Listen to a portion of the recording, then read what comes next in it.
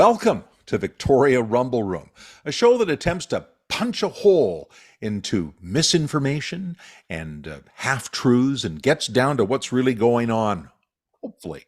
I'm Robin Adair, and the guy I really dig is just over the street, or down the street, or down the moat, or whatever you want to say, in Saanich, the Croatian sensation himself, John Jurisic. And Johnny, we're going to kick things off with the Alberta election. The Alberta election, which I think surprised a few people. You know, I generally have never watched results from the Alberta election. Who cares? Conservatives always win. They have for a bazillion years.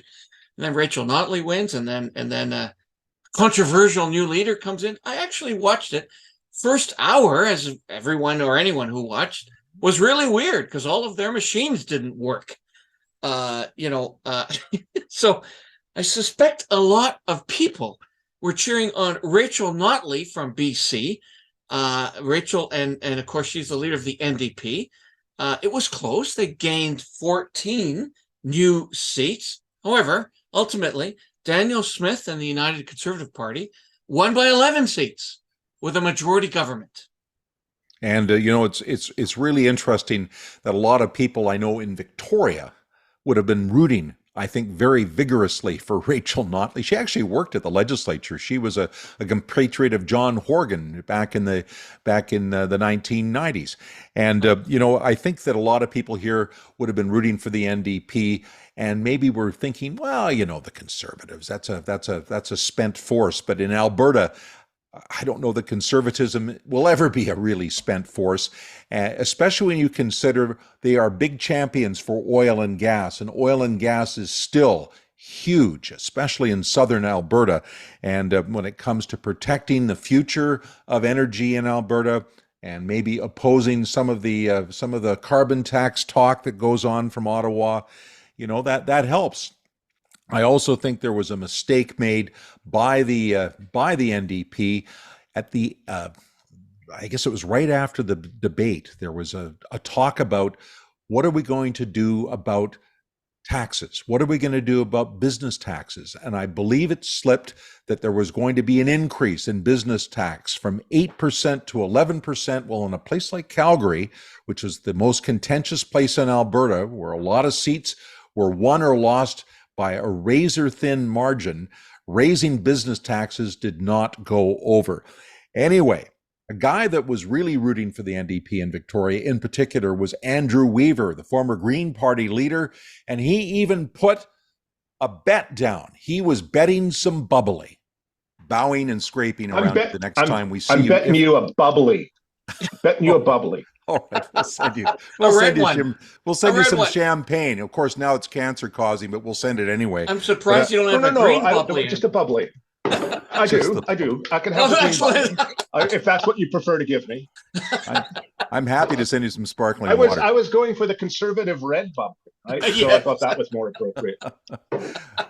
So I win, Andrew. I'm looking forward to my bubbly. It's nice to be able to come out on top in one of these things. And we also asked Andrew Weaver, because, well, they had lots to talk about, how he felt about academic and very vocal right-wing commentator Jordan Peterson, who spoke recently in Victoria to a packed arena. And, well, not surprisingly, Andrew didn't have a lot of nice things to say about Peterson, but he does think that he has the right and should have the right to speak his mind, and his opponents need to understand better what is drawing support for somebody with Peterson's message. They're very similar in terms of their intolerance of the views of others. And I don't believe you can call yourself progressive if you are intolerant from anyone else's views unless they are the same as your own. That defines what I would say is regressiveness. So people like Jordan Peterson, in my view, I believe he's way too extreme. On the other hand, some on the far progressive left need to actually take a somber look in the mirror and ask themselves how their behavior may have actually been part of the reason why these counter movements actually start to take off. It really comes down to intolerance. if I am on the far right and I am intolerant of your view on the far left, and if you are on the far left and you are intolerant of my view on the far right, then I would suggest that we're not going to move forward if we just end up shouting at each other. What about sitting around and listening for a few minutes? Why is it that there is this growing group of disenfranchised people in our society? Why is it that people like Jordan Peterson actually have a voice? Like, that is the question that I would like answered. Why is it that people would pay whatever they paid to go and see him? What is it about what he's saying that makes people want to fork out their hard-earned money to see him? And if we take a deep analysis of that, we would realize that he's basically calling out some of the behavior that others would argue is not progressive. And I say this as someone who despises everything that comes out of his mouth. Well, Andrew Weaver never pulls punches, even though he lost his bet. We love having him on the show.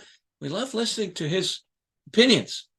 And of course, there are many, many different parts of this debate around free speech, and this gentleman coming to Victoria and speaking. Here's what a couple of our viewers, who are not shy in expressing their viewpoint to us, had to say about the Jordan Peterson experience. Ash writes, "Nothing Jordan Peterson said is wrong. People just don't care about their freedoms anymore." And Alf had this to say: "Don't blame the university students that are actively doing the protesting, as they were influenced to be pawns and are doing what they're being taught by senior instructors." Okay. So, Robin, again, very different views. We welcome all views on the Rumble Room. That is a healthy thing for our community and for Canada, and something we should be very proud of.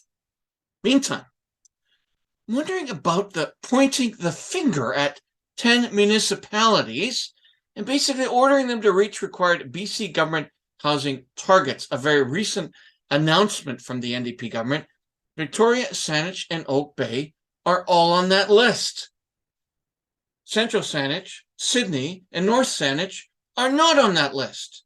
3 municipalities that could significantly impact housing shortage in Lower Vancouver Island. They are not on the list. District of North Saanich, which has a ton of land that could be, I suspect, easily used for housing and for a critical housing shortage on the peninsula, is not on the list. Nonetheless, Victoria's already gung-ho. Saanich has a lot of farmland and protected areas, and Oak Bay is essentially a leafy, older neighborhood where people have paid a lot of money to live a certain lifestyle. Change is hard and won't come overnight if the community isn't behind it. I'm not entirely sure how this is going to work. We shall see how this pans out. As it happens, right, we have Casey Edge from the Victoria Residential Home Builders Association in the Rumble Room to talk about construction, red tape, other items around building of houses, which we need in our community. Let's zoom Casey in. Casey Edge, man, it's always so great to see you in the Rumble Room to find out what's happening with home building.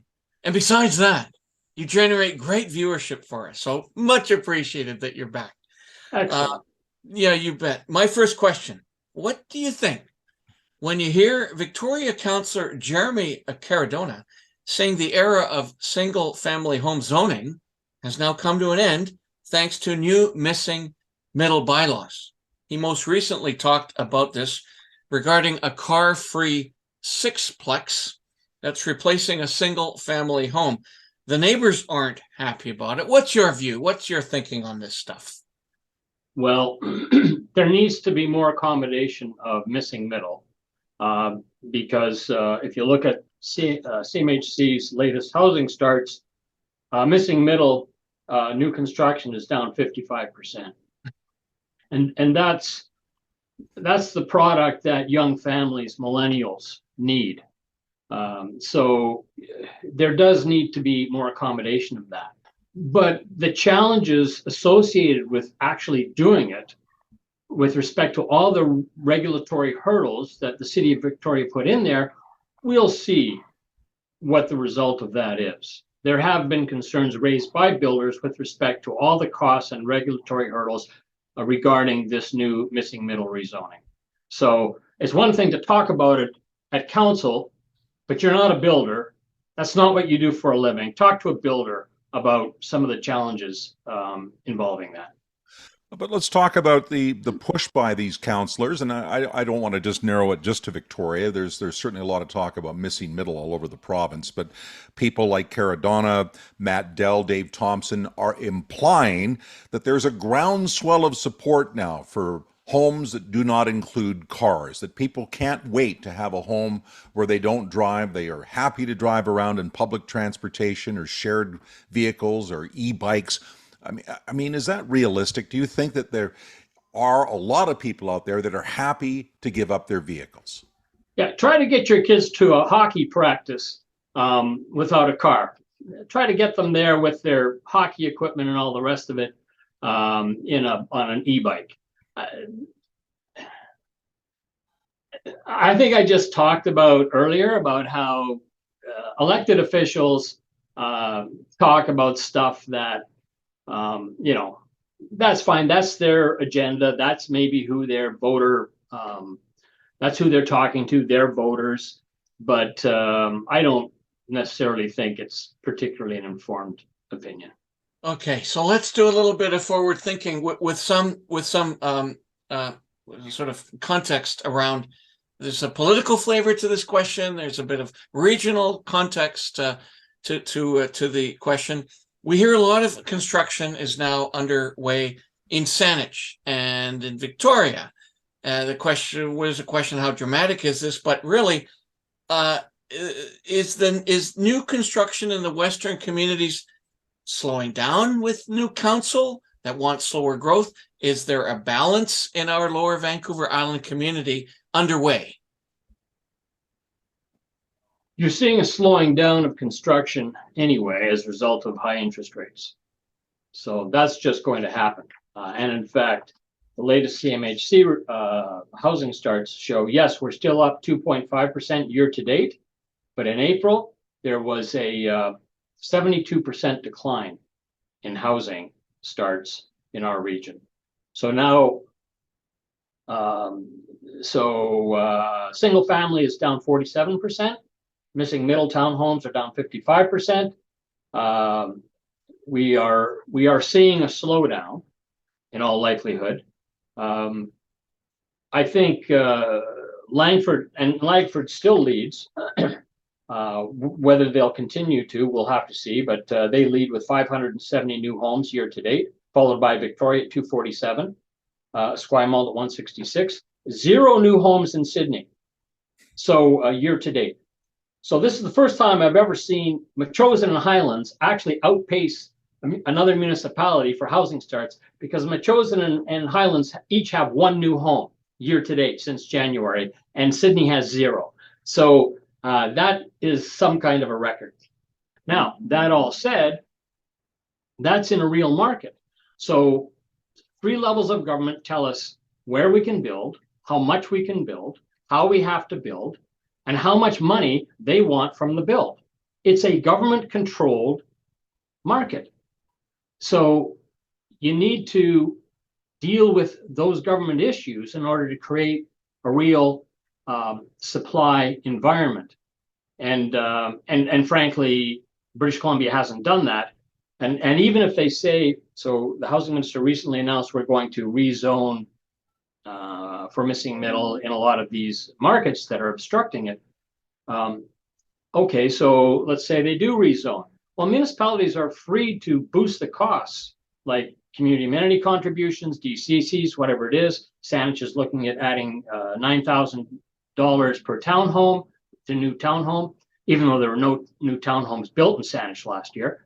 So really, if a municipality wants to obstruct housing, all they have to do is raise the prices in terms of their fees, and then and it's not going to get built. So really, yes, supply is the answer, but what's obstructing the supply? But there is the counter argument that left to their own devices, that builders are going for the biggest profit, and that there's tons of expensive condos going up, and there haven't been a lot of rental buildings built for quite some time. And there's a lot of people that are saying that if government doesn't intervene, then we'll never have adequate rentals. And of course, even rentals are getting so expensive. And then we hear the province also talking about moving towards more density in municipalities, where up until now, you can have no more than one home on an acre's property. Like, and if you're in Metchosin or North Saanich, there's these big sort of semi hobby farms and whole communities of that. Do you see that as a dated idea? Is that going to change with government intervention across the province? Government's already intervened. They've intervened for decades. With speculation taxes, GST didn't exist it was introduced in 1990. Property transfer tax charged multiple times in the development of a single home. Government's handprints are all over housing. To say we need government intervention, you've already got it all over the place. Now, the only tool that builders have is something called economy of scale. So yes, they start building large multis, because in order to deal with the government obstruction fees and costs, they go to a product that will enable them to take advantage of economy of scale. Economy of scale doesn't work for missing middle housing. So you have to get some cooperation on the part of government in order to create more affordable housing. And so far, all government's interested in doing is introducing higher costs through step code, deconstruction bylaw. So you have these multiple levels of government adding more cost to housing, doing basically the same thing, and somehow government needs to intervene. You're on fire this morning, Casey. That's fantastic. Look, when you study this, if the average consumer actually studied this stuff the way I do regularly, they'd be going, what the heck is going on? Casey Edge, always happy to speak up for local builders. Love hearing his statistics. Love hearing the data around what's really going on in the region. We're going to have him back again as our housing shortage continues to be a problem. And speaking of problems, I know you and I tease each other, and I'm labeled the Croatian sensation, which I'm very proud of. But there's a lot of challenges. There's a lot of history. There's a lot of fighting that has gone in that region. And lately, I'm now seeing Serbs getting violent again in Bosnia. Let's hope that all settles down. Let's hope that doesn't erupt. I can tell you so much of that anger that resulted in a serious war, what about now, mid-90s? A lot of that anger is still there and could erupt at any second, and it did. We don't need a new Balkan war, especially since I'm going to Croatia for a holiday there soon. I would like to come back in one piece, Robin. Don't want to see you get drafted, John. And, it's not a laughing matter. And it's one more terrible conflict. And just up the street from that, in a very close proximity, is the ongoing terrible war, Ukraine versus Russia. Seems that there's going to be a counteroffensive soon. We'll keep a close eye on that conflict as well. And we may bring Chris Kilford, our military expert, in fairly soon to talk about that if things start to heat up. But, for now, John, I guess it's time on this show, at least, to say farewell. Always a sad moment for me. I love doing this with you, and it's been such beautiful weather outside. Sometimes a bit hard to put some of these things together. Rather be drinking beer or sitting on your patio, but I love doing this show, and it turns out a whole bunch of people love doing our show. Close to 1 million cumulative viewers. We get tons of comments. The way that you can all participate in what we're experiencing daily and weekly is through our Facebook page, which is the heart and soul of the Rumble Room. Obviously, our Twitter page, which generates quite a few comments and views. All of our shows live on our YouTube site.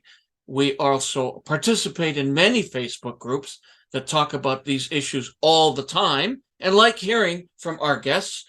We're also on Instagram and on TikTok. So I remain, I hope, for quite some time to be your Croatian sensation and proud citizen of Saanich, John Jurisic. And I too remain Robin Adair, and rumble on.